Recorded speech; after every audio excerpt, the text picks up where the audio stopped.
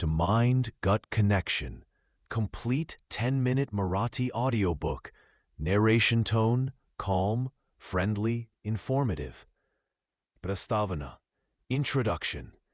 आपल्या प्रत्येक विचारामागे, प्रत्येक भावना आणि निर्णयामागे एक अदृश्य शक्ती काम करते, ती म्हणजे आपलं पोट, म्हणजेच गट. वैज्ञानिक म्हणतात आपल्या शरीरात 2 मेंदू असतात, एक डोक्यात आणि दुसरा पोटात, आणि हे दोन्ही मेंदू एकमेकांशी सतत संवाद साधतात. आज आपण समजून घेऊ हा संवाद कसा चालतो आणि त्यावरून आपलं आरोग्य, मन आणि आयुष्य कसं बदलू शकतं. चॅप्टर 1, मन आणि पोट यांच्यातला अद्भुत संवाद.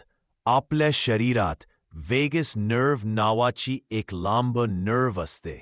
ही नर्व मेंदू आणि पोट या दोघांना जोडते, जणू काही दोघांमधील टेलिफोन लाईन. आपण जेव्हा ताणात असतो, दुःखी असतो किंवा आनंदी असतो, ते सगळं पोटात पोहोचतं. म्हणूनच काही जण म्हणतात एक्झाम आधी पोटात गोळा येतो. ही गोष्ट शास्त्रीयदृष्ट्या खरी आहे. चॅप्टर 2, तुमचं पोट म्हणजे दुसरा मेंदू. पोटात एक स्वतंत्र एंटेरिक नर्वस सिस्टम असतं. हे जाळं सुमारे 10 कोटी नर्व्सने बनलेलं असतं, जवळपास तितकंच जितकं आपल्या स्पायनल कॉर्डमध्ये आहे. हे सिस्टम आपल्याला काय खायचं, किती खायचं आणि कसं पचवायचं हे ठरवतं. म्हणून जेव्हा आपण जंक फूड खातो, तेव्हा मेंदूला त्याचा नकारात्मक सिग्नल मिळतो. चॅप्टर 3, गट फिलिंग म्हणजे काय? माझं मन सांगतं असं करू नको, असं आपण अनेकदा म्हणतो, पण खरं म्हणजे हे मनाचं नव्हे तर पोटाचा संदेश असतो. तणावाच्या वेळी पोटातून सिग्नल मेंदूकडे जातो आणि तो निर्णय बदलतो. म्हणजे आपली अंतःप्रेरणा, इंट्युइशन, ही आपल्याला पोटातूनच येते.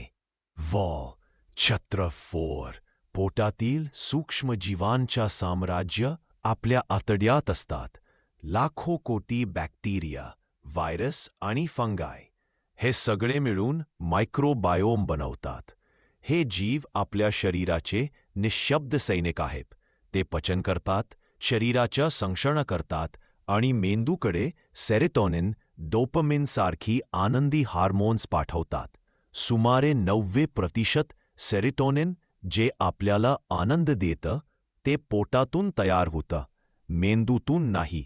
सेरोटोनिन ताण आणि भावना पचनावर कसे परिणाम करतात? जेव्हा आपण रागावतो, घाबरतो किंवा चिंतेत असतो, तेव्हा शरीर फाईट और फ्लाईट मोडमध्ये जातं.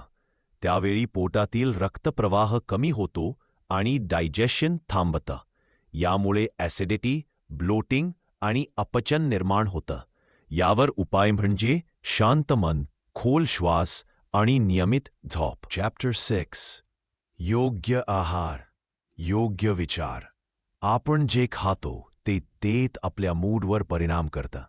भाज्या, फळं, दही, किमची यांसारखी फर्मेंटेड फूड्स गुड बॅक्टेरिया वाढतात. साखर, तळलेला आणि प्रोसेस केलेलं अन्न ही बॅड बॅक्टेरिया वाढतं. म्हणून जेव्हा आपण पौष्टिक अन्न खातो, तेव्हा फक्त शरीर नव्हे तर मनही शांत होतं. चॅप्टर 7, आधुनिक आजार आणि पोटाचा संबंध. आजच्या काळात एन्झायटी, डिप्रेशन, ओबेसिटी, IBS हे आजार वाढतायत. याचं मूळ कारण गट ब्रेन इम्बॅलन्स. औषधांनी फक्त लक्षणं कमी होतात, पण कारण संपत नाही. जीवनशैलीत बदल करूनच पोट आणि मनाचं आरोग्य सुधारता येतं. चॅप्टर 8, पोट बरा, मन बरे. जेव्हा पोटातील संतुलन बिघडतं, तेव्हा आपण थकतो, चिडचिड करतो, झोप नीट येत नाही. पण योग्य आहार, व्यायाम, मेडिटेशन आणि भरपूर पाणी पुन्हा दुरुस्त करतात.